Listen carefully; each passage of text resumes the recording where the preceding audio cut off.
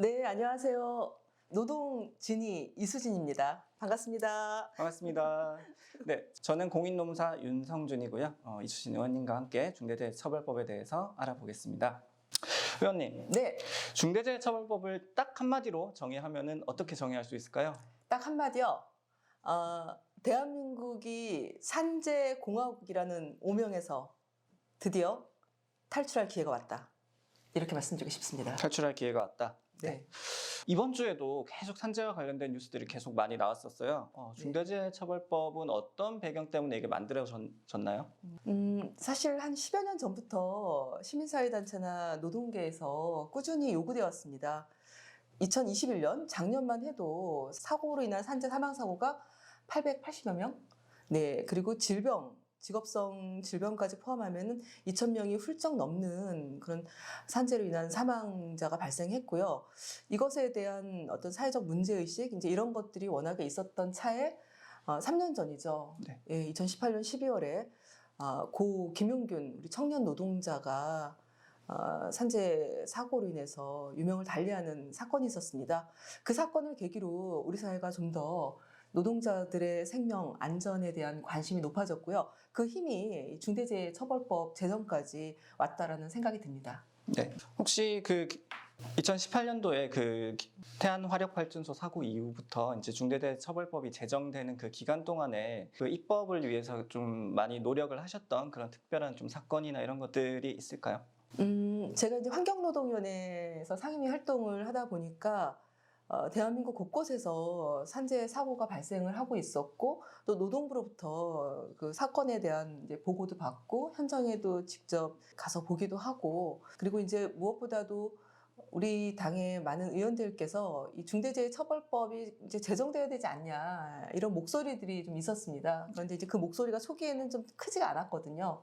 그러다 시간이 가면 갈수록 제가 생각하기에는 우리 국민들께서 저희들에게 요구하셨던 것 같습니다.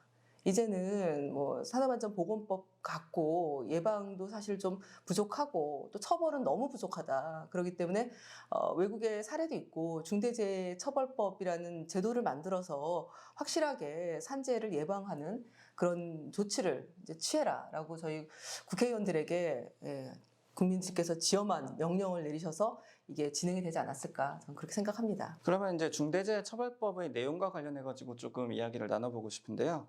노동계에서는 이제 이미 법이 제정이 돼서 시행이 되는 이 시점에도 이제 중대재해처벌법이 여전히 좀 반쪽짜리다라는 비난을 좀 하고 계시는데요.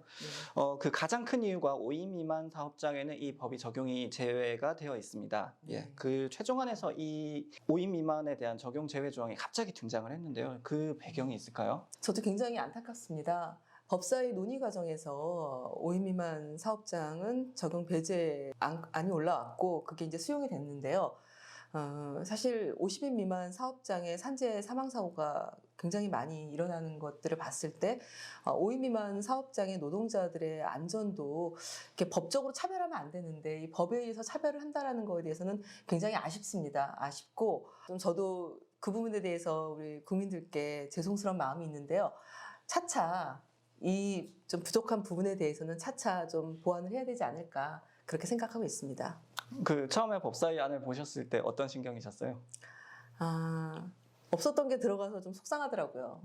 예, 그래서 좀 화도 나고 좀 그랬는데 또 한편으로는 요새 근로기준법 5인 미만 확대 적용해야 된다라는 저희가 법안 논의도 하고 또 자영업자분들이나 코로나19 상황에서 굉장히 힘들어하시는 분들의 입장을 또 들어봤을 때 뭔가 준비를 해야 될 시간이 필요하다. 예, 그래서 무조건 안 하겠다 반대라기보다는 이제 철저하게 안전, 보건, 예방 산재 예방을 위한 이런 관리들, 이제 이런 것들을 준비하는 데 있어서 필요한 시간들, 그 다음에 정부의 지원들, 이제 이런 것들이 좀 선행이 되어야 아무래도 이제 이분 그 사업주라든지, 영세 자영업자분들께서도 조금 자신있게 이제 그 적용되는 게 맞지 않겠냐라고 또 얘기해 주시지 않을까?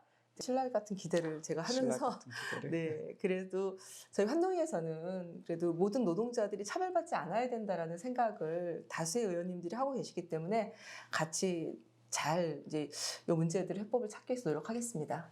그 중대재해처벌법 중에 보면은 이제 경영 책임자 등이 이 처벌을 받도록 그 내용을 두고 있는데요. 이제 거기서 좀 문제가 되는 포인트가 보면은 이제 그 경영에 책임이 있는 사람 외에 안전 보건과 관련된 업무 담당자가 이 경영 책임자의 범위에 포함되도록 그 지금 법률이 제정이 되어 있거든요.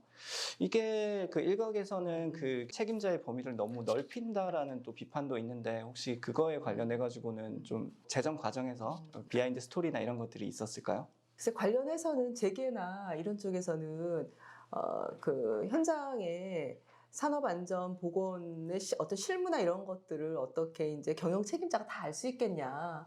이제 아마 그런 생각들 때문에 그걸 담당하는 그 책임 부서나 이제 이 정도로 한정해도 된다. 이제 이런 좀 요청이 아마 있으셨을 거예요. 논의 과정에서 워낙 이견이 큰 법이었기 때문에. 그런데 제가 생각하기에는 제가 산재 예방 TFT를 하면서 전국에 산재 사망 사고가 일어났었던 사업장을 다 돌아다녔거든요. 여름에 쭉 다니면서 느낀 거는 안전 불감증은 노동자가 갖고 있는 게 아니라 기업 경영인이 갖고 있다. 저는 그렇게 생각을 했습니다. 왜냐하면은 산재 사망 사고가 발생하고 이런 거에 대한 무한 책임에 대한 인식이 없다라는 걸 느꼈거든요. 제가 가서 느낀 거는 법이 미비한 것도 있고, 그리고 사실 민간 영역의 최고 경영자가 어떤 마인드로 경영을 하고 안전보건 관리에 대해서 이건 다 내가 책임을 져야 되니까 예산 투입하고 인력 더 보강하고 이제 이런 것들에 대한 약속, 이런 약속들을 해야 되거든요. 그게 경영 철학에 들어가 있어야 되는데 그게 경영 철학에 들어가 있는지는 퀘스천 마크였습니다. 그래서 제가 생각하기에는 이 중대재해처벌법에 어쨌든 기업의 최고 경영자께서 책임을 지시는 방향으로 가는 게 결국은 이 법의 실효성을 확보하는 데 있어서는 매우 중요하다. 그래서 이거는 하면 할 수 있거든요. 영국이나 이런 데는 뭐 엄격하게 산재 사망 사고가 줄지 않았습니까? 그래서 제가 생각하기에는 이게 좀 경영인의 마인드가 이 법에 굉장히 많은 영향을 미치기 때문에 우리는 할 수 있다. 이 법을 계기로 많은 우리 기업들이 분명히 산재 사망 사고 줄일 수 있다. 저는 이제 그렇게 좀 받아들였으면 좋겠다는 생각입니다. 네. 사실 그게 이제 사전에 그리고 일상적으로 어떻게 안전관리 시스템이나 예방 대책을 세우고 있는지 이게 중요한 거거든요. 그래서 이런 역할이나 영역을 최대한 책임을 졌다. 그러면은 사실 책임을 지는 그 영역에 있어서는 조금 기업주의 책임이 아닐 수도 있는 겁니다. 그런 것들을 충분히 사전에 미리 해놨다라면은. 그래서 무조건 기업을 옥죄는 법이다. 이렇게 생각 안 하셔도 된다라는 게 미리 이런 대책이나 그런 시스템을 만들어 놨다라면 그게 충분히 가만히 된다라는 거죠. 그 법 제정 과정에서 뭐 당 내부에서 다른 의원님들은 뭐 혹시 다른 생각을 가지신 분들도 계셨을 것 같은데요. 좀 이견이나 좀 논쟁이 있었던 적은 없었나요?